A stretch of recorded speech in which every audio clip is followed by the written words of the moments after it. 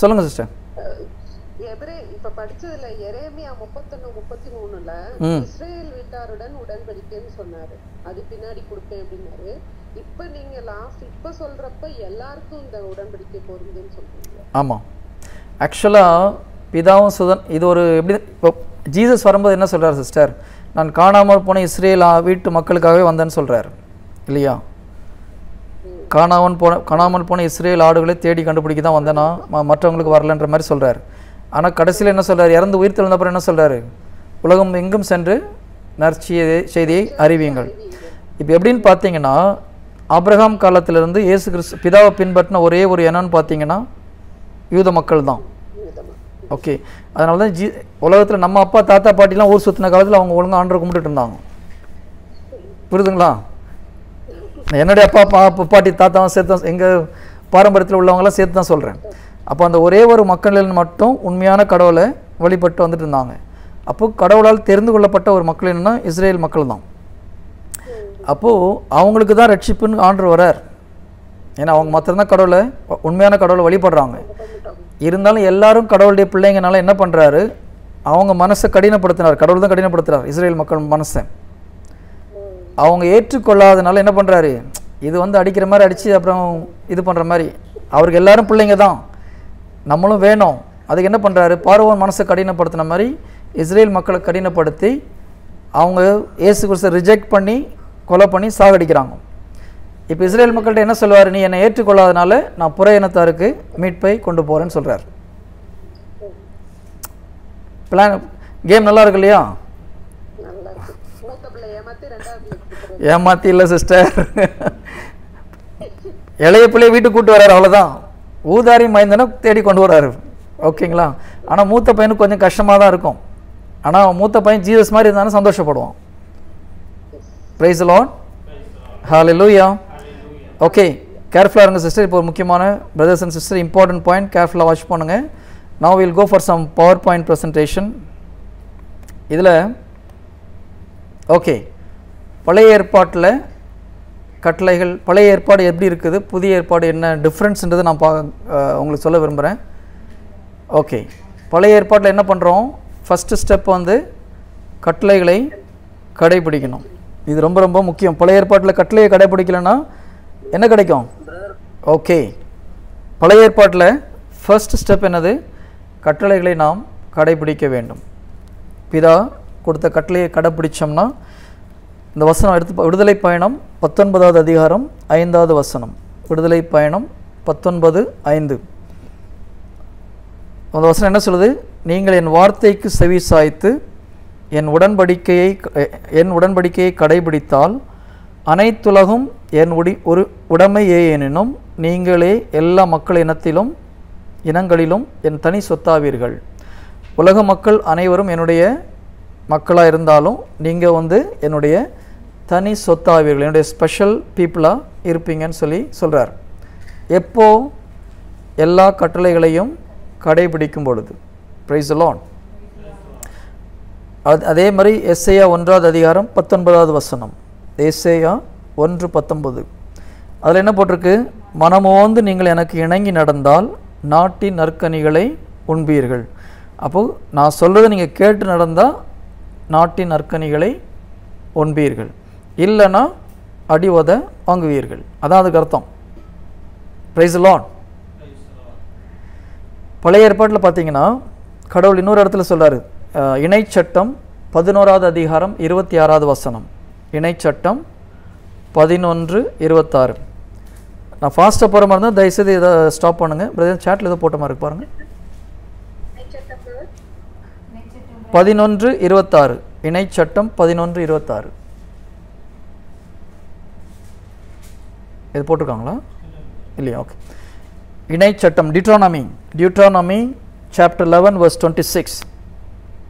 இதோ இன்று உங்கள் முன்பாக ஆசியையும் சாபத்தையும் வைக்கிறேன். நான் இன்று உங்களுக்கு விதித்த உங்கள் கடவுளாகிய ஆண்டவரின் கட்டளைகளை நீங்கள் கடைபிடித்தால் ஆசியும், உங்கள் கடவுளாகிய ஆண்டவரின் கட்டளைகளை கடைபிடிக்காமல் நான் இன்று உங்களுக்கு விதித்த வழியினின்று விலகி நடந்து நீங்கள் அறியாத வேற்று தெய்வங்களை பின்பற்றினால் சாபமும் உண்டாகும். அப்போது பழைய ஏற்பாடு ரொம்ப தெளிவாக கிளியராக இருக்குது. என்னுடைய கட்டளைகளை கடைபிடித்தால் உங்களுக்கு ஆசீர்வாதம், நீங்கள் அதை கடைபிடிக்கலைன்னா சாபம். அதனால் ஒழுங்காக தயவுசெய்து என்னுடைய கட்டளைகளை கடைபிடிங்கன்னு ஆண்டவர் சொல்கிறார். Price the Lord. அப்போது நீங்கள் கடவுளுக்கு பிடிச்ச பிள்ளை ஆகணும், ஃபஸ்ட் என்ன பண்ணணும்? கட்டளைகளை கடைபிடித்தாகணும். அதை கடைபிடிச்சிங்கன்னா என்ன சொல்கிறாரு? நீங்கள் என் மக்களாய் இருப்பீர்கள், நான் உங்கள் கடவுளாய் இருப்பேன். இதே விடுதலை பயணத்தில் 19:6 பார்த்தீங்கன்னா, நீங்கள் இந்த கட்டளைகளை கடைபிடிச்சிங்கன்னா நான் உங்கள் கடவுளாய் இருப்பேன், நீங்கள் என்னுடைய மக்களாய் தனி சொத்தாக இருப்பீங்கன்னு சொல்கிறார். 3வது பார்த்தீங்கன்னா, நான் உங்களை ஆசீர்வதிப்பேன். அப்போ எப்போ ஆசீர்வாதம் வருது? கட்டளைகளை முழுவதும் கடைபிடித்தீங்கன்னா என்னுடைய மக்களாய் இருப்பீர்கள், நான் உங்களை ஆசீர்வதிப்பேன். இணை சட்டம் 28 1 14 வரைக்கும் ஜஸ்ட் நோட் பண்ணி வச்சுக்கோங்க. அதில் எல்லாம் ஏகப்பட்ட ஆசீர்வாதங்கள் இருக்குது. Price the Lord. இதில் 2 விஷயம் நீங்கள் நோட் ஒன்று இந்த ஆர்டர் பார்க்கணும். That is very very important. கடவுளுடைய கட்டளையை கடைபிடித்தால் கடவுளுடைய மக்களாக இருப்பீர்கள், கடவுள் உங்களை ஆசீர்வதிப்பார். இதில் நல்லா கவனிச்சிங்கன்னா ஸ்டெப் 2 பார்த்தீங்கன்னா ஆண்டவர் என்ன சொல்கிறாரு? உலகம் முழுவதும் எனக்கு சொந்தமாக இருந்தாலும் நீங்கள் என்னுடைய தனி சொத்தாய் இருப்பீர்கள். அப்போ நீங்கள் என்னுடைய செலக்டட் பீப்புள், சோசன் பீப்புள். ஆனால் இங்கே என்னுடைய பிள்ளைகள்னு சொல்கிறாரா? நல்லா கவனிக்கணும். ஆண்டவர் எங்கேயுமே என்னுடைய பிள்ளைகளாக இருப்பீங்கன்னு சொல்லவே இல்லை. பழைய ஏற்பாடு ஃபுல்லாக பார்த்தீங்கன்னா என்னுடைய மக்களாக இருப்பீங்கன்னு தான் சொல்கிறார். மக்கள்னு சொல்கிறதுக்கு வேறு, பிள்ளைன்னு சொல்கிறதுக்கு வேறு. You will be my people, you will be my chosen people, அவ்வளோதான். You will be my children சொல்லவே இல்லை. There is a huge difference between a people and a children, இல்லையா? மொத்த மக்கள் எனக்கு உலகம் முழுவதும் எனக்கு சொந்தமாக இருந்தாலும் you will be my chosen people, நீங்கள் என்னுடைய தனி சொத்தாய் இருப்பீர்கள். Price the Lord. ஸோ அந்த டிஃப்ரென்ஸ் நோட் பண்ணிக்கோங்க. அடுத்தது 3வது என்ன சொல்கிறாரு? நான் உங்களை ஆசீர்வதிப்பேன்.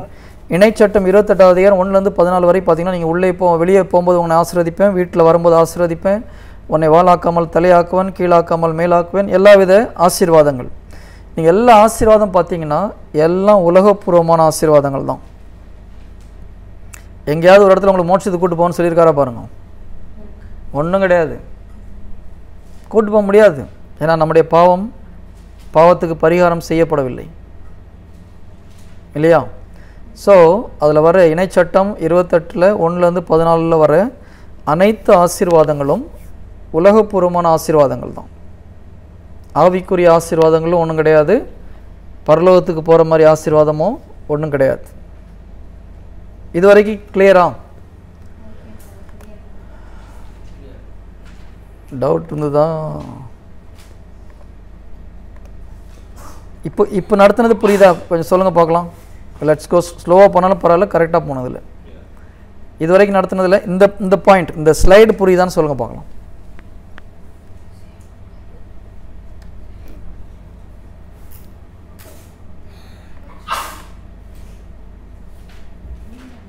நான் ஒரு போல் வந்ததா brother? Poll okay, fine. Next one, good. Next one, next chapter, next slide. Okay, இப்போ புதிய ஏற்பாடு என்ன ஸ்டெப்ஸ்ன்னு பார்க்கலாம். புதிய ஏற்பாட்டில் ஃபஸ்ட்டு ஸ்டெப் என்னது? இயேசு கிறிஸ்துவை நம்பு. ஆர்டர் மாறி போச்சா? பழைய ஏற்பாட்டில் ஃபஸ்ட்டு ஸ்டெப் என்னது? நீ கட்டளையை கடைப்பிடிச்சா என்னுடைய பிள்ளையாக இருப்ப, அதனால் உனக்கு ஆசீர்வாதம். இங்கே முதல் ஸ்டெப் என்ன வருது?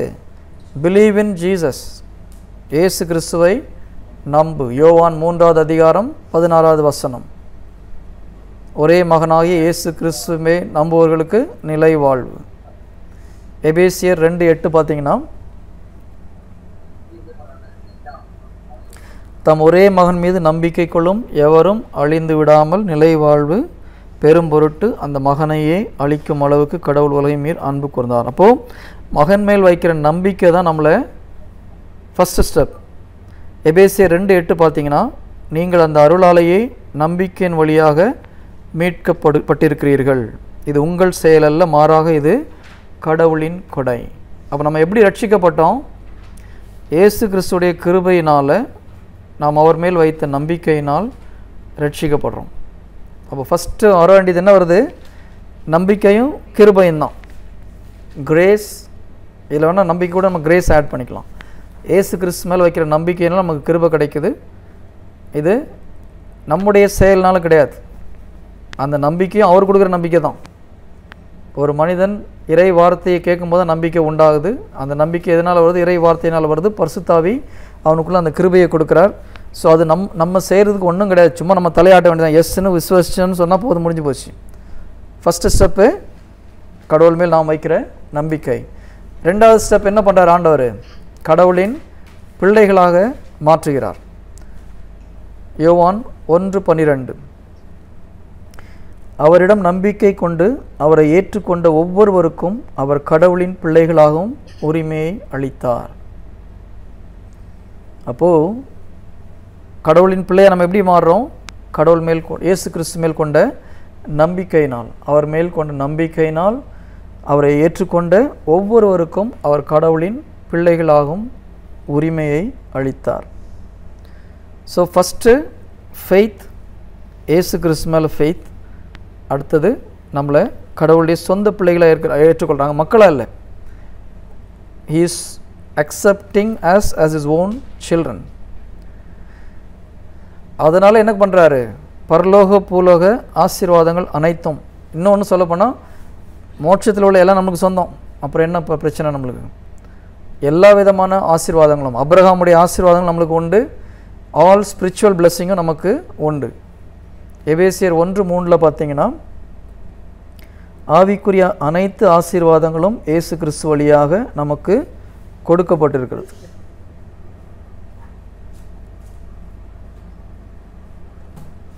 இல்லையா? எபேசியர் 1:2, ஆவிக்குரிய அனைத்து ஆசீர்வாதங்களும் இயேசு கிறிஸ்து வழியாக நமக்கு கொடுக்கப்பட்டிருக்கிறது. ரோமர் 8:17 நம்ம ஏற்கனவே பார்த்தோம், மோட்சத்துக்கு நம்ம உரிமையாளர்களாக மாறுகிறோம்.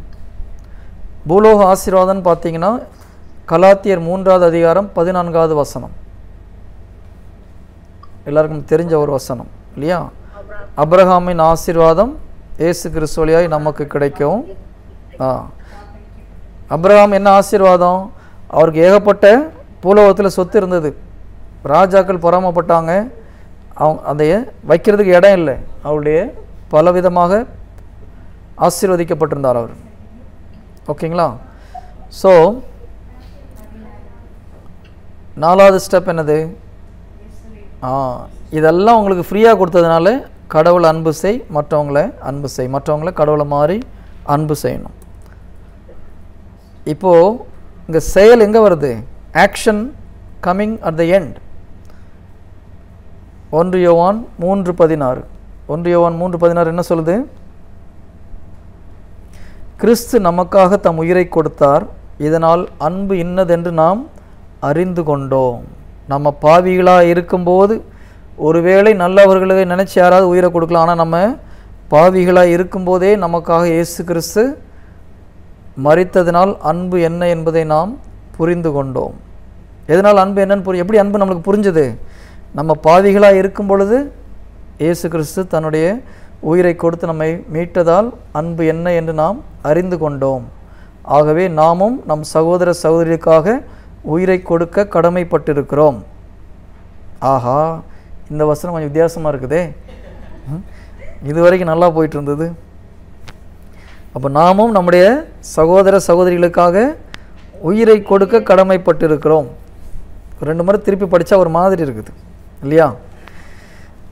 நல்ல ஒரு பெரிய ஆசீர்வாதமாக சொல்லிட்டு பின்னால் என்ன சிஸ்டர், மற்றவங்களுக்காக உயிரை கொடுக்கணும்னா சிஸ்டர் நம்மளால் முடிஞ்ச வரைக்கும் அவங்களுக்கு உதவி செய்யணும். என்ன சொல்கிறது, நம்ம தன்னலமற்ற உதவி செய்யணும். இப்போது மதர் தெரேசா அவங்க ஹெல்த்தை பற்றியோ அவங்க லைஃப் பற்றியோ கவலையே படலை. அவங்க லைஃபே மற்றவங்களுக்காக சரண்டர் பண்ணி பண்ணாங்க. அந்த மாதிரி நம்மளால் முடிஞ்ச அளவுக்கு மற்றவங்களுக்கு உதவி நம்ம சுயநலம் இல்லாமல் வேலை செய்யணும். அதான் மெயின். இது உயிரை கொடுக்கணும் போய் நம்ம சாகணும்னு அர்த்தம் கிடையாது. நம்மளுடைய சொந்த விருப்பத்தை விட்டுட்டு மற்றவங்களுடைய நலனில் அக்கறை வைக்கணும். கிளியரா? சகோதரி என்ன கேட்குறாங்க, உயிர் கொடுக்குறதுன்னு எப்படி பிரதர்னு சொல்லி கேட்குறாங்க. நம்ம போய் மறிக்கணும்னு அவசியம் இல்லை. நம்முடைய சுயத்தை வெறுத்து மற்றவருடைய நலனில் அதிக அக்கறை செலுத்துறது தான் முக்கியம். ஓகேங்களா? எல்லா புனிதர்களும் அப்படி தான் பண்ணாங்க. நம்மளுக்கு சிம்பிள் எக்ஸாம்பிள் அன்னை தெரேசா. அவங்களுடைய உடலை பற்றியோ அவங்களுடைய வாழ்க்கையை பற்றியோ கவலைப்படாமல் மற்றவர்களுக்காக ஓடி ஓடி உழைத்தார்கள் இல்லையா? நான் அந்த ஒரு ஃபோட்டோ உங்களுக்கு காமிச்சேன்னு தெரில. மதர் தெரேசா காலுடைய ஃபோட்டோவை பார்த்துருக்கீங்களா? அவங்களுடைய பாதத்துடைய ஃபோட்டோவை எத்தனை பேர் அன்னை தெரேசாவுடைய பாதத்துடைய ஃபோட்டோ பார்த்துருக்கீங்க? ஃபுட்டு, அவங்களுடைய ஃபுட்டை எத்தனை பேர் கவனிச்சிருக்கீங்க? பார்த்தது இல்லையா? ஓகே, மெசேஜ் முடிஞ்சோன்னு இன்டர்நெட்டில் போய் செக் பண்ணி பாருங்கள். மதர் தெரேசா ஃபுட்னு போட்டு பாருங்கள்.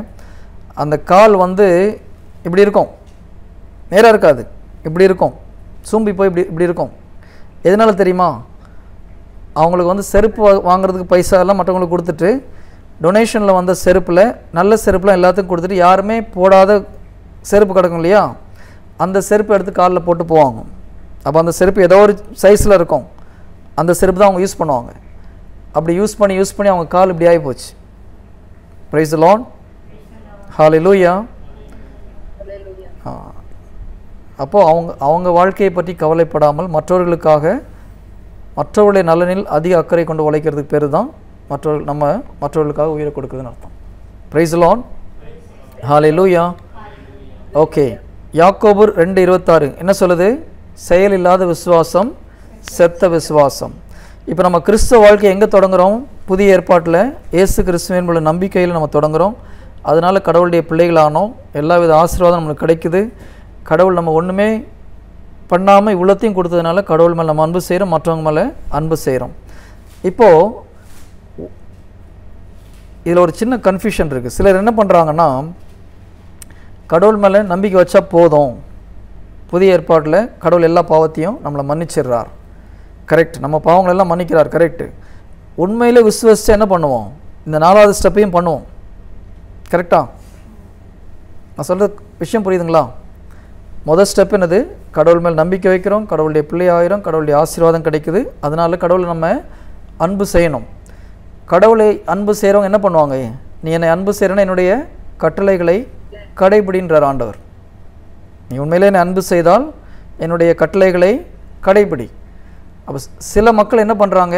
கட்டளை கடைபிடிக்கிறது முக்கியம் கிடையாது, விசுவாசம் இருந்தால் போதும், மோட்சத்துக்கு போயிடலாம். ஏன்னா வசனம் என்ன சொல்லுது? அவருடைய ஒரே மகன் மேல் நம்பிக்கை வைத்தால் நீங்கள் அழியாத நிலை வாழ்வை பெறுவீர்கள் இல்லையா? மறுபடியும் யோவான் 3:16 ஒரு எடுத்து பாருங்கள். தம் ஒரே மகன் மீது நம்பிக்கை கொள்ளும் எவரும் அழியாமல் நிலை வாழ்வை பெரும் பொருட்டுன்னு தான் போடுது. ஸோ ஜீசஸ் மேலே நம்பிக்கை வச்சா போதும், மோட்சத்துக்கு போயிடலாம். இது ஒரு குரூப் ஆஃப் பீப்புளுடைய ஆர்கியூமெண்ட். நம்ம ஊரில் அப்படி யாரும் கிடையாது. அமெரிக்காவில் ரொம்ப பாப்புலர் இது. அமெரிக்காவில் ஒரு கான்செப்ட் இருக்குது. என்ன கான்செப்ட்னா, ஒரு முறை நீங்கள் ரட்சிக்கப்பட்டால் எப்போவுமே நீங்கள் ரட்சிக்கப்பட்டிருக்கிறீர்கள், திரும்பி என்ன பண்ணாலும் பிரச்சனை இல்லை, மோட்சத்துக்கு போயிடலாம். நான் சொல்கிறது புரியுதுங்களா? இது ஒரு தவறான கோட்பாடு. இந்தியாவில் ஸ்லோவாக வந்துட்டு இருக்குது. இப்போது கூடிய விரைவில் அதிகமாக வர்றதுக்கு வாய்ப்பு உண்டு. என்ன கோட்பாடு? இந்த ப்ராசஸ் கரெக்டு. ஏசு கிறிஸ்துவ நம்பணும், கடவுளுடைய பிள்ளையாயிரம், ஆசீர்வாதம் எல்லாம் கிடைக்குது. ஆனால் அதனால் நம்ம கடவுளை அன்பு செய்யணும். அவங்க என்ன சொல்லுவாங்க? அந்த அன்பு செய்கிற வரைக்கும் okay, yes we love Jesus. நீ அன்பு செஞ்சுன்னா என்ன பண்ணணும்? அது செயலில் காமிச்சாதான் அது உண்மையான அன்பு. இது கனி இல்லையா? செயலில் செய்கிறது தான் கனி. ஒரு மரம் விதை வைக்கிறோம், விளையுது, எல்லாம் பண்ணுது, கடைசியில் கடவுள் எதை தேடி வர்றாரு? கனியை தேடி வருகிறார். கனி கூடாத மரமெல்லாம் என்ன பண்ணுவார் ஆண்டவர்? வெட்டுண்டு அக்கினியில் போடப்படும். பிரைஸ் தி லார்ட், ஹல்லேலூயா. நிறைய பேர் நூதனமாக முறையில் டீச் பண்ண என்ன சொல்கிறாங்க? கனி பிரச்சனை கிடையாது, ஜீசஸை விசுவசிச்சா நம்பினா போதும் மோட்சன்றாங்க. It is not correct. நம்புறது தான் ஸ்டார்டிங், அது ஸ்டார்டிங் ரூட் அது. ஆனால் ஃப்ரூட் எது? செயல்.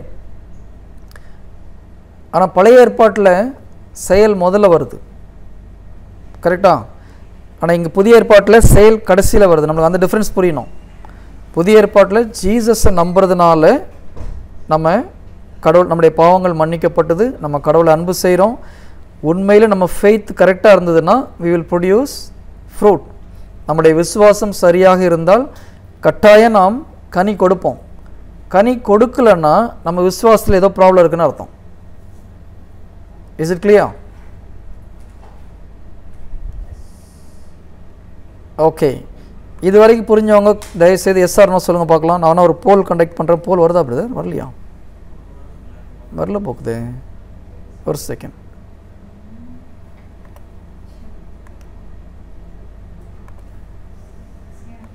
வருதா? இப்போ வருதா? Okay, good good good. வரல, எல்லாருக்கும் புரியுது. Very good. டீச்சர் கொஞ்சம் பரவாயில்ல, இப்போ இம்ப்ரூவ் ஆகிருக்கார். ஸ்டூடெண்ட்ஸ் இம்ப்ரூவ் ஆகிட்டாங்களா? வெரி குட், அது ரொம்ப நல்லது. Very good very good. Okay, எல்லாருக்கும் புரியுது. அப்போது நம்ம சரி நல்லா கேர்ஃபுல்லாக இருங்க. ஏன்னா பைபிள் தெளிவாக சொல்லுது, ஒரு காலம் வரும் அப்பொழுது மக்கள் நலம் தரும் போதனையை நம்ப மாட்டார்கள்னு இருக்குது. அது மாதிரி கள்ள தீர்க்கதரிசிங்க நிறையா வருவாங்கன்னு இருக்குது. நம்மளுக்கு தெளிவாக தெரியணும், பழைய ஏற்பாடும் புதிய ஏற்பாடும் டிஃப்ரெண்ட். நம்மளுக்கு அந்த டிஃப்ரென்ஸ் தெரியல நிறைய பேருக்கு.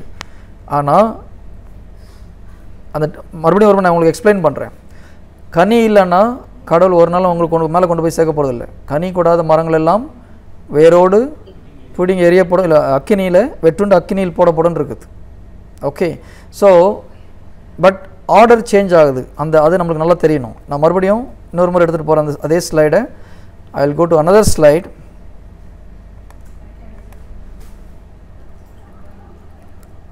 ஓகே ஓகே, இதில் பழைய ஏற்பாடையும் புதிய ஏற்பாடையும் இப்போ கம்பேர் பண்ணி பார்க்க போகிறோம். பழைய ஏற்பாட்டில் ஃபஸ்ட்டு ஸ்டெப் என்னது? கட்டளைகளை கடைப்பிடிக்கணும். புதிய ஏற்பாடில் நீ பரிசுத்தமாக வாழ்கிறது மொதல் ஸ்டெப்பு கிடையாது. நல்லா ஞாபகம் வச்சுக்கோங்க. ஃபஸ்ட்டு ஸ்டெப்பு பரிசுத்தமாக வாழ்கிறதோ அல்லது உங்களுடைய செயல்கள் ஃபஸ்ட்டு கிடையாது. ஃபஸ்ட்டு ஸ்டெப் என்னது? ஜீசஸை நம்புறது, இயேசு கிறிஸ்துவை நம்புவது முதல் ஸ்டெப். அதனாலே பழைய ஏற்பாடில் மக்களாக இருப்போம். நம்ம இயேசு கிறிஸ்துவை நம்புறதுனால தான் கடவுளுடைய பிள்ளைகளை ஆட்டோமேட்டிக்காக ஆகிறோம். கடவுள் நம்மளை ஆக்குறார். அங்கே உலகப்பூர்வமான ஆசீர்வாதம், இங்கே பரலோக புலக அனைத்து ஆசீர்வாதமும் கிடைக்குது. அதனால் இயேசுவை நாம் அன்பு செய்ய வேண்டும். இயேசுவை உண்மையிலே அன்பு செய்கிறோன்னா அவருடைய கட்டளைகளை கடைப்பிடிக்கணும். கடைப்பிடிக்கலைன்னா ஃபஸ்ட்டு ஸ்டெப்பு சரியில்லை. Is it clear? அதுதான் செக்கு நம்மளுக்கு. நம்முடைய ஃபோக்கஸ் இப்போ பழைய ஏற்பாடு நம்முடைய ஃபோக்கஸ் எங்கே போகுது? கட்டளையை கடைப்பிடிக்கிறதில்ல. ஆனால் புதிய ஏற்பாடு நம்முடைய ஃபோக்கஸ் எங்கே? கடவுள் மேல் உள்ள நம்பிக்கை. இங்கே நம்ம நிறைய பேர் தப்பு பண்ணுறோம். என்ன பண்ணுறோம் தெரியுமா? நம்ம கடவுளை நம்புகிறோம் பிரதர். ஆனால் என்ன பண்ணுறோம்? பாவம் செய்யக்கூடாது. என்ன ஆகும்? உங்கள் ஃபோக்கஸ் பரிசுத்தமாக வாழ்றதுல ஃபோக்கஸ் இருக்கா, கடவுளை நம்புறதுல ஃபோக்கஸ் இருக்கா? நிறைய பேருடைய ஃபோக்கஸ் பரிசுத்தமாக வாழ்கிறதுல இருக்குது, நம்பிக்கையில் இல்லை. நம்பிக்கை நம்ம ஃபோக்கஸ் பண்ணல. நிறைய பேர் பிரதர் நம்ம ஹோலியாக இருக்கணும், ஆண்டு இந்த பாவத்தை செஞ்சிடக்கூடாது.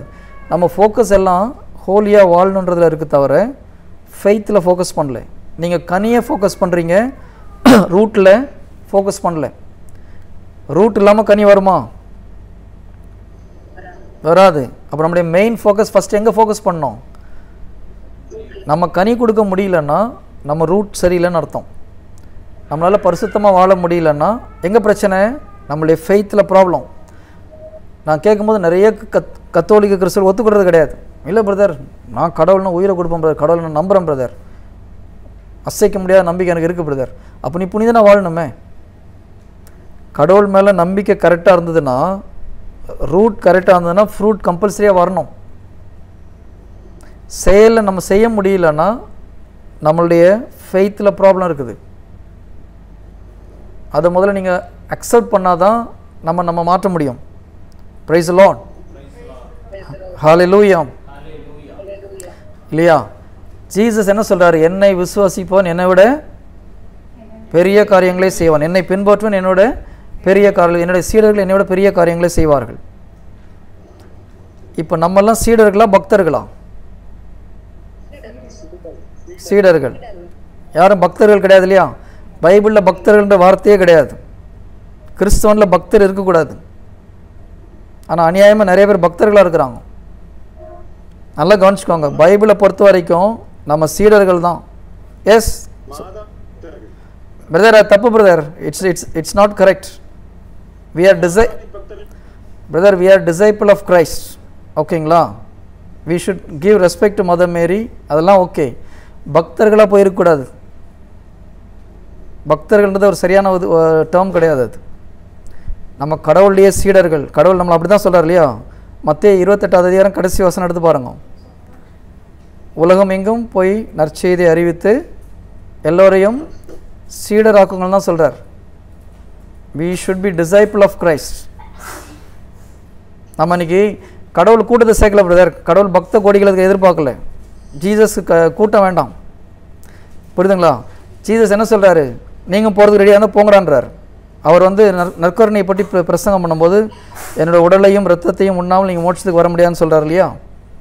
அப்போ எல்லாம் விட்டுட்டு போகிறாங்க. யோவான் 6வது அதிகாரத்தில் இயேசு கிறிஸ்து தன்னுடைய உடலையும் இரத்தத்தையும் உண்டால் அன்றி எவரும் விண்ணரசுக்கு வர முடியாதுன்னு சொல்லும்போது என்ன பண்ணுறாங்க? எல்லாரும் அவரை விட்டுட்டு போகிறாங்க. சீடர்களை ஜீசஸ் என்ன கேட்குறாரு?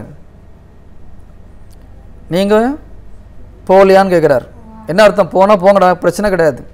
எங்கள் அப்பா சொன்னதை நான் செய்ய இருந்தால் கூடவா, இல்லைன்னா போயிட்டே இரு. கடவுள் என்றைக்கும் கூட்டத்துக்கு எதிர்பார்த்து பண்ணுறது கிடையாது. He want disciples. நிறைய கூட்டம் சேர்க்கறது கடவுளுடைய விருப்பம் கிடையாது. He want quality brother, not quantity. 4 பேர் கடவுளை பின்பற்றினாலும் சீடராக வாங்கன்னு தான் சொல்கிறார். இறை வார்த்தை பிரகாரம் கடவுள் நம்மை சீடர்களாக, பிள்ளைகளாக அழைத்திருக்கிறார். பக்த கோடிகள்னு சொல்லிட்டு நம்ம கூட்டம் கூட்டமாக போகிறதுல ஒரு பிரயோஜனம் கிடையாது. Praise the Lord. Hallelujah. Okay. So நான் மறுபடியும் இதை ஒரு மாதிரி சொல்கிறேன். யாரோ ஒருத்தருக்கு சிறிதுதான் புரிந்ததா? ஓகே. நம்ம நிறைய பேருடைய பிரச்சனை என்ன தெரியுமா? கிறிஸ்தவர்கள் நிறைய பேர் ஃபெய்த்துக்கு ஃபோக்கஸ் பண்ணுறது கிடையாது.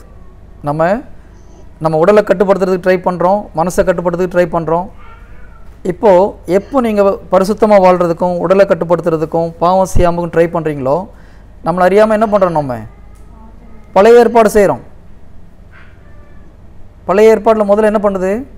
கட்டளைகளை கடைபிடி, நீ பரிசுத்தமாக வாழணும், உடலை கட்டுப்படுத்தணும், தேவையில்லாத காரியங்கள் செய்யக்கூடாது இல்லையா?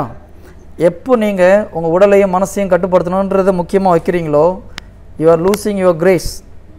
ஏசு கிறிஸ்து மேல் வைக்கிற நம்பிக்கையினால உங்களுக்கு கிருபை கிடைக்கிது. ஆனால் நான் கஷ்டப்பட்டு ஒழுங்காக வாழ்வேன்னு போகும்போது நீங்கள் பழைய ஏற்பாட்டுக்கு போகிறீங்க. நான் மறுபடியும் ஒரு முறை உங்களுக்கு காமிக்கிறேன். நிறைய பேர் செய்கிற தப்பு இதுதான். எப்போ ஹோலினஸ் ஃபஸ்ட்டுன்னு சொல்லி போகிறீங்களோ என்ன பண்ணுறோம்? பரிசுத்தமாக வாழ்கிறது உங்களுக்கு ஃபஸ்ட்டு ப்ரிஃபரன்ஸாக போகும்போது you are going back to Old Testament இல்லையா? சரி, பரிசுத்தமாக வாழ்றது ரொம்ப முக்கியம். நான் மறுபடியும் சொல்கிறேன், தப்பாக நினச்சிக்காதீங்க. பரிசுத்தமாக வாழ்கிறது மிக அவசியம். ஆனால் அந்த பரிசுத்தமாக வாழ்கிறது ஏசு கிறிஸ்து மேல் நீங்கள் வைக்கிற நம்பிக்கையில் கடவுள் உங்களை பரிசுத்தமாக்குவார். நல்லா கவனிங்க. ஏசு கிறிஸ்துவின் மேல் நீங்கள் வைக்கிற நம்பிக்கையினால் கடவுள் உங்களை பரிசுத்தப்படுத்துவார். நீங்கள் பரிசுத்தமாக முடியாது. நீங்கள் பரிசுத்தமாக முடிஞ்சுன்னா ஏசு கிறிஸ்துக்கு வர வேண்டிய அவசியம் இல்லை. கிளியர்?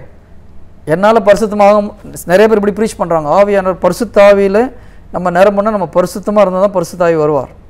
நான் பரிசுத்தமான அப்புறம் பரிசுத்தாவி எதுக்கு எனக்கு? இல்லையா? பரிசுத்தாவி வராமல் நான் பரிசுத்தமாக முடிஞ்சதுன்னா பரிசுத்தாவி எதுக்கு? கேட்குறது கொஞ்சம் விதண்டாவாதமாக தெரியும், பட் விதண்டாவாதம் கிடையாது. அவர் இல்லாமல் நீங்கள் பரிசுத்தமாக முடியாது. ஆவியானவர் உங்களுக்கு ஹெல்ப் பண்ணாமல் நீங்கள் எப்படி பரிசுத்தமாக முடியும்? If you can become holy without the help of God, then there is no need for God to come here. Praise the Lord. உலகம் தோன்றிலிருந்து இயேசு கிறிஸ்து வந்த வரை ஒருத்தர் கூட பரிசுத்தமாக வாழ முடியல. பைபிள் அப்படி தான் சொல்லுது இல்லையா? எல்லோரும் பாவம் செய்தோம், ஒருமிக்க கெட்டு போனோம். அப்படி இருக்கும்போது நம்ம மறுபடியும் நம்ம பரிசுத்தமாக வாழ முடியும் என்னால்? அப்படி போகும்போது நம்ம மறுபடியும் பழைய ஏற்பாட்டுக்குள்ளே போகிறோம். we are losing the grace of God. மறுபடியும் சொல்கிறேன், நான் ஃபெய்த்தில் தான் நம்ம ஹோலியாக வாழ முடியும். கடவுள் மேல் வைக்கிற நம்பிக்கை. எப்போ கடவுள் மேலே வைக்கிற நம்பிக்கைன்னு சொல்கிறனோ, ஜீசஸ் மேலே வைக்கிற நம்பிக்கைன்னு நம்மளுக்கு எது மேலே வைக்கிற நம்பிக்கை? ஜீசஸ் படம் நம்மளுக்கு முன்னால் வருது, தப்பு கிடையாது. ஏசு கிறிஸ்து மேல் உள்ள நம்பிக்கைன்னும் போது இறை வார்த்தையின் மேல் நமக்கு நம்பிக்கை இருக்கணும். இறை வார்த்தை தான் உங்களை விடுவிக்க முடியும் இல்லையா? வசனம் அப்படி தான் சொல்லுது. யோவான் 8வது அதிகாரம் 32-36 சிஸ்டர். உண்மையை 32 உண்மையை அறிந்து கொள்ளுங்கள், உண்மையை உங்களுக்கு விடுதலை கொடுக்கும். Truth will set you free. யோவான் 8:32. உண்மை தான் உங்களுக்கு விடுதலை கொடுக்கும். நீங்கள் விடுதலை அடைய முடியாது. நீங்களா பரிசுத்தமாக வாழ முடியாது. இறை வார்த்தை உங்களுக்கு விடுதலை கொடுக்கும். அப்போ இறை வார்த்தை விடுதலை கொடுக்கணும். நீங்கள் இறை வார்த்தையை நம்பிக்கை வைக்கணும். ஃபஸ்ட்டு ஸ்டெப்பு வேர்டு மேலே நம்பிக்கை வைக்கணும். இல்லை பிரதர், நான் பரிசுத்தமாக இருக்க முடியும், நான் விசுவாசமாக இருக்கிறேன்னு சொல்லிட்டு ரொம்ப சிம்பிள். நீங்கள் உங்கள் லைஃப்பில் என் லைஃப்பில் எவ்வளோ விஷயம் என்னால் கடைபிடிக்க முடியல. என்ன பிரச்சனை? அப்போது நான் உங்களை என்னையும் சொல்கிறேன். நம்ம எல்லா கனியும் கொடுக்க முடியலன்னா ஃபெய்த்தில் ப்ராப்ளம். கிரேஸ் நம்ம கரெக்டாக ரிசீவ் பண்ணல. கடவுள் வார்த்தை மேலே நம்பிக்கை வைக்கும்போது கடவுளுடைய கிருபை நம்மளை மூடுது. இப்போ நம்ம சாக்ரமெண்ட்ஸ் எடுத்துக்கோங்க. திருவருட்சாதனங்கள், எல்லா திருவருட்சாதனங்களும் நல்லது தான். ஆனால் திருவருட்சாதனங்கள் எல்லா திருவருட்சாதனங்களையும் ஒரு கிரேஸ் உண்டு, கிருபை உண்டு. ஓகேங்களா? கிரேஸ் இல்லாத திருவருட்சாதனம் எதுவும் கிடையாது. கடவுளுடைய கிருபை, அந்த ஒவ்வொரு திருவருட்சாதனையும் கிருபை உண்டு. ஆனால் அந்த கிருபை எப்படி கிடைக்குது? அதை விசுவாசிக்கும் போது தான் கிடைக்கும். ஒரு திருப்பலி நம்ம அட்டன் பண்ணுறோம், எல்லோரும் ஒரே மாதிரி அதுலேருந்து பலனை ரிசீவ் பண்ணுறோமா, கிரேஸை ரிசீவ் பண்ணுறோமா? கிடையாது. யார் அதிகமாக அதை பிலீவ் பண்ணுறாங்களோ அவங்க அதிகமாக ரிசீவ் பண்ணுறாங்க. சும்மா போயிட்டு வரவங்களுக்கு ஒன்றும் கிடைக்காது. பிரைஸ் தி லார்ட், ஹல்லேலூயா. ஒவ்வொரு திருவருட்சாதனத்திலும் ஒரு கிருபை உண்டு. ஆனால் அந்த கிருபை நீங்கள் எந்த அளவுக்கு அந்த திருவருட்சாதனங்களை விசுவசிக்கிறீங்களோ அந்த அளவுக்கு பெற்றுக்கொள்ள முடியும். சும்மா போயிட்டு வந்தால் ஒன்றும் கிடைக்காது. நான் இப்போ திருவருட்சாதனத்தை பற்றி எடுக்கணும்னா நிறைய சொல்லலாம்.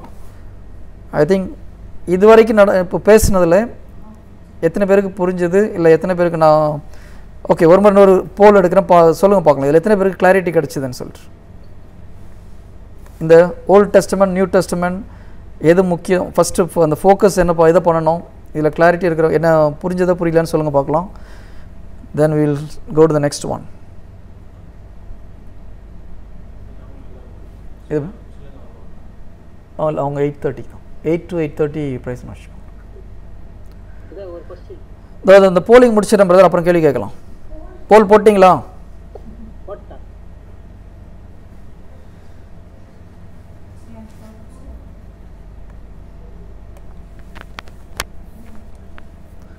சிறிதுதான் புரிந்தது. அடுத்த முறை அந்த போலில் யாருன்றது கண்டுபிடிக்கிறது ஒரு ஃபெசிலிட்டி கேட்கணும். தெரிஞ்சுன்னா அவங்கள்ட்ட சொல்ல மாட்டேன்னா. Price the Lord. ஓகே, கிட்டத்தட்ட 96% எல்லாம் புரிஞ்சுதுன்னா ஒரே ஒருத்தர் தான் புரியல. மரியா நீ தானே அந்த ஆளு? சொல்லு பரவாயில்ல.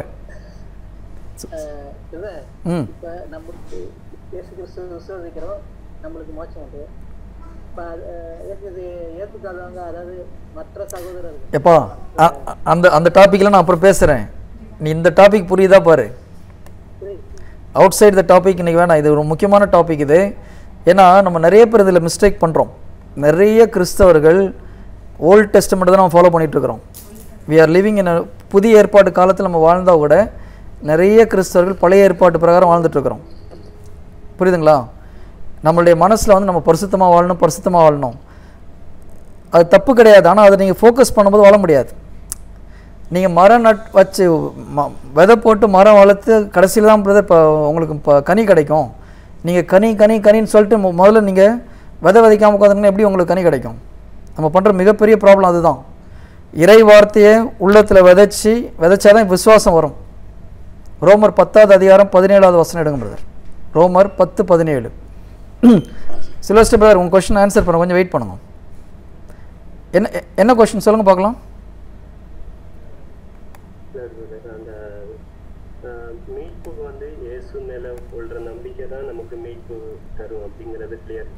ஓகே,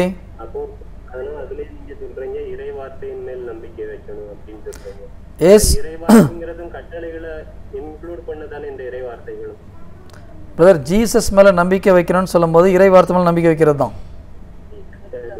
ஆமாம், எஸ் கட்டளை நம்ம தான் சொல்ல, நம்ம தான் சொல்லலை. என்ன கட்டளை?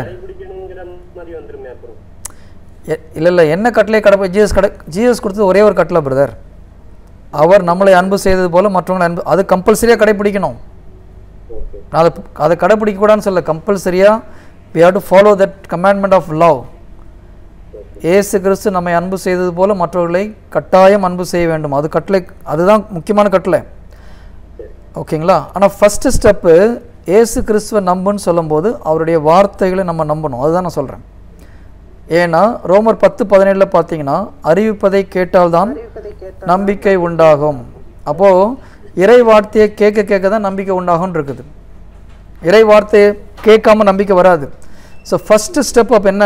இறை வார்த்தையை நம்முடைய உள்ளத்தில் விதைக்கிறது தான் முதல் ஸ்டெப். ஒரு மரம் வச்சிங்கன்னு வச்சுக்கோங்க பிரதர், கனி கொடுக்குறது கம்பல்சரி பிரதர். ஜீசஸ் அத்தி மரத்துட்டு போய் சபிக்கிறதுக்கு முக்கியமான காரணம் என்னது? கனி கொடுக்காதனால. அது நம்மளுக்கு ஒரு எக்ஸாம்பிள் தான். கனி கொடாத மரங்களும் கம்பல்சரியாக பனிஷ்மெண்ட் உண்டு. ஒவ்வொரு மனிதனும் கனி கொடுக்கறது மிக மிக அவசியம். ஆனால் மரம் கனி கொடுக்கணுன்னா முதல்ல என்ன பண்ணணும்? விதை விதைக்கணும்ல பிரதர். ஸோ ஃபஸ்ட்டு ஸ்டெப்பு இறை வார்த்தையை உங்களுடைய உள்ளத்தில் விதைக்கணும்.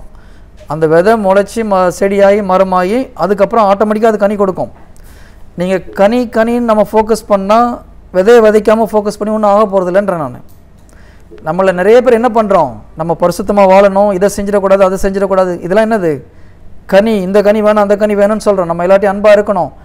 அன்பாக இருக்கணும், விசுவாசத்தினால தான் அன்பாக இருக்க முடியும். மனிதனுடைய அன்பில் நீங்கள் எல்லா நேரத்துலையும் எல்லாத்தையும் அன்பாக இருக்க முடியாது.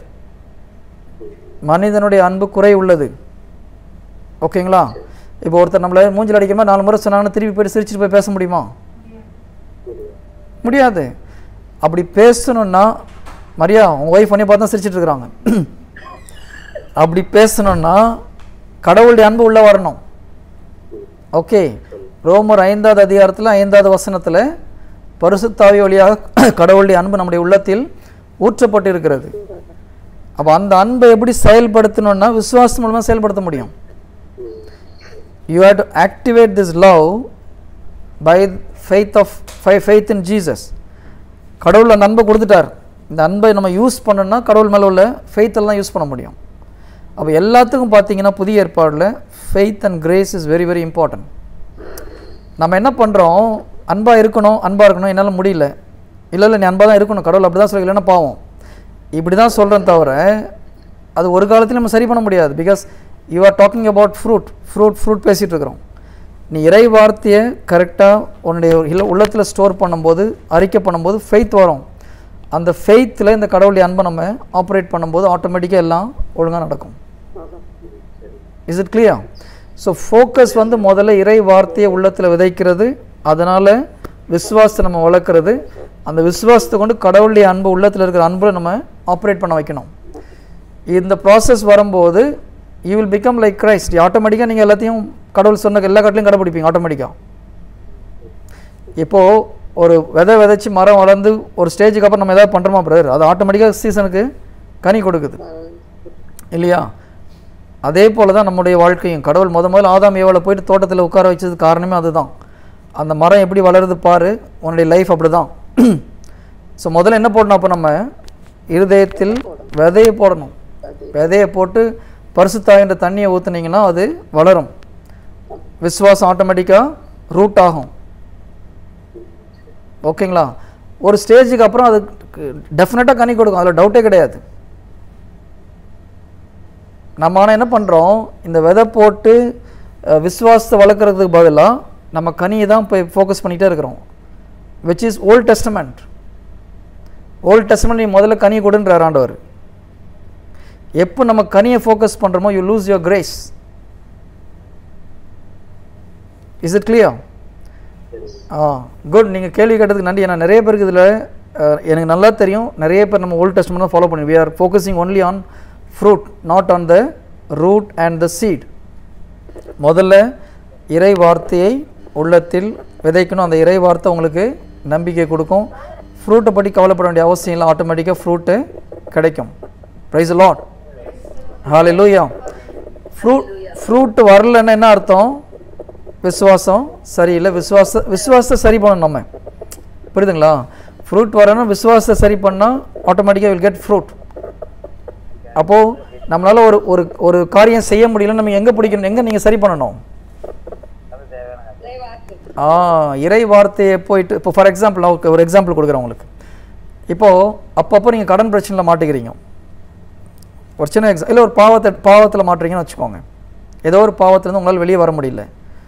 அப்போது கனி சரியில்லை. அப்போ என்ன பண்ணணும்? பரிசுத்தமாக வாழ்கிறதுக்கு தேவையான இறை வார்த்தையை நீங்கள் உள்ளத்தில் விதைக்கணும். கான்செப்ட் புரியுதா?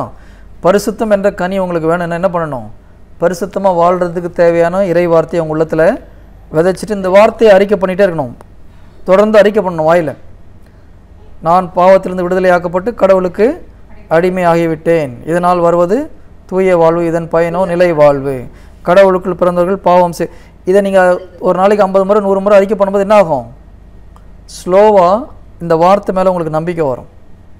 ஓ, நான் பாவத்தில் உண்மையிலே விடுதலை ஆகிட்டுன்னு தானே பைபிள் சொல்லுது, அப்புறம் எதுக்கு நம்ம பாவம் செஞ்சிட்ருக்கோம்? அவன் உண்மையிலே நான் விடுதலை ஆகிட்டேன்னு எப்போ உங்களுக்கு மைண்டில் ஒரு விசுவாசம் வருதோ அடுத்த செகண்ட் பாவம் உங்களை விட்டு ஆட்டோமேட்டிக்காக வெளியில் போயிடும். நீங்கள் போய் போராட வேண்டிய அவசியம் கிடையாது. சரி, நம்ம பண்ணுற ப்ராப்ளம் நம்ம போராடுறோம். நிறைய கிறிஸ்தவர்கள் பரிசுத்தமாக வாழ்கிறதுக்கு போராடி போராடி தோற்று போயிட்டு கடைசியில் நொந்து போயிருக்கிறாங்க. உண்மையில் அதுதான். பரிசுத்தமாக வாழ்கிறதுக்கு நீங்கள் போராடி பரிசுத்தமாக இருக்கணும் அவசியம். சரி, ஜீசஸ் எதுக்கு வந்தார்? நம்ம பரிசுத்தமாக வாழ்கிறதுக்கு தான் வந்தார் இல்லையா? எபேசியர் 1:4 பார்த்தீங்கன்னா, உலகம் தோன்றுவதற்கு முன்பே நம்ம இப்போ தூயோராக பிதாமனால் நிறுத்துவதே கடவுளுடைய திருவிழான்னு இருக்குது. ஸோ நம்மளை பரிசுத்த மக்களாக பிதாமனால் நிறுத்துறதுக்கு தான் அது ஒரு முக்கியமான விஷயம் கடவுள் வந்தது. அப்போ அது அவருடைய வேலை. நம்ம செய்ய வேண்டியது அவருடைய வார்த்தையை உள்ளத்தில் விதைச்சிட்டு நம்பினோம்னா ஆட்டோமேட்டிக்காக அவர் நம்மளை பரிசுத்தமாக்குவார். ஸோ நம்முடைய ஃபோக்கஸ் இறை வார்த்தையை உள்ளத்தில் விதைப்பது, அதை நம்ம அறிக்கை பண்ண நம்மளுக்கு அது மேலே நம்பிக்கை வரும். எப்போ அந்த வார்த்தையை நீங்கள் எஸ் ஐ ஆம் டெலிவர்டுன்னு நினச்சிங்கன்னா அடுத்த second you're delivered, finish. It is very simple. நிறைய பேர் பரிசுத்தமாக வாழ்றதுன்னா செயின்ட்டு தான் வாழ முடியும்னு நினச்சிட்டு இருக்காங்க. அப்படி ஒன்றும் கிடையாது. ஒவ்வொரு கிறிஸ்தவனும் பரிசுத்தமாக வாழ்றதும் கடவுள் வந்தார். நம்மளுடைய ஒரே ஒரு ப்ராப்ளம் என்னென்னா, நம்ம இந்த இந்த ப்ராசஸ் நம்ம பண்ணுறதில்ல. நம்ம வந்து முயற்சி பண்ணோம், என்ன பண்ணுறோம், 4 நாள் பட்டினி கிடக்கிறோம், டெய்லி மாசுக்கு போகிறது நல்லது, நான் அதெல்லாம் தப்புன்னு சொல்ல வரல, ஃபாஸ்டிங் இருக்கிறது நல்லது. ஆனால் உங்களுடைய ஃபோக்கஸ் இறை வார்த்தையை நீங்கள் விதைக்காமல் ஒரு காலத்துலையும் பரிசுத்தமாக முடியாது. பரிசுத்தத்துக்குள்ளே விதைக்கணும். சரி, என்ன கனி வேணுமோ அந்த விதை தான் நீங்கள் விதைக்கணும் இல்லையா? உங்களுக்கு தென்னை மரம் வேணும்னா நீங்கள் வந்து பனை மரத்தை இதை நட்டு வச்சுட்டு தென்னை மரம் எதிர்பார்க்க முடியுமா? அப்போ நீங்கள் பரிசுத்தமான வாழ்வு உங்களுக்கு வரணும்னா பரிசுத்தமாக வாழ்கிறதுக்குள்ள வாக்கு தத்தத்தை நீங்கள் உள்ளத்தில் விதைக்கணும். அதை அறிக்கை பண்ணுங்கள், ஆட்டோமேட்டிக்காக பரிசுத்தமாவீங்க. Very simple. அதனால தான் ஆண்டவர் மறுபடியும் சொல்கிறேன் நான், ஃபஸ்ட்டு பிதா எடுத்துகிட்டு போய் என்ன பண்ணுறாரு, தோட்டத்தில் விடுறார். ஏன்? இந்த ப்ராசஸை நீ கற்றுக்கோன்னு சொல்லிட்டு. ஜீசஸ் ஒரு ஓமையை சொல்கிறார், விதைப்பவன் ஓமையை சொல்கிறார். இது தெரியலனா உனக்கு என்ன புரிய போகுதுன்னு கேட்குறாரு கடைசியில். ஏன்? இந்த ஓமையை உனக்கு புரியலன்னா நாங்கள் ஒரு காலத்தில் நீங்கள் கடவுளை திட்டத்தை புரிஞ்சிக்க முடியாது. அந்த ஓமை என்ன சொல்லுது? ஒருத்தன் போய் விதையை விதைக்கிறான், அந்த விதை நல்ல மரமாக இருந்ததுன்னா அது ஆட்டோமேட்டிக்காக வளருது.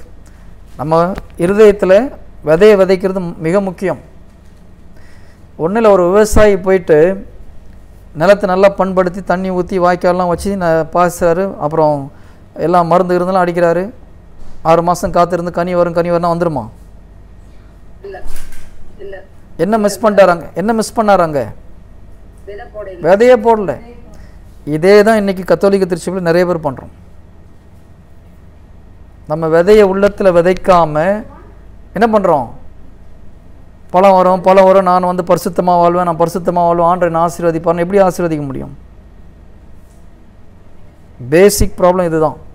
உங்களுக்கு என்ன வேணுமோ அந்த வார்த்தையை உள்ளத்தில் விதைங்க. பண கஷ்டமா? அதுக்குள்ளே இறை வார்த்தை. பிலிப்பியர் 4:19, என் ஆண்டவர் இயேசு கிறிஸ்துவின் வழியாக தம் ஒப்பற்ற செல்வத்தை கொண்டு என் தேவைகள் அனைத்தையும் நிறைவு செய்வார்.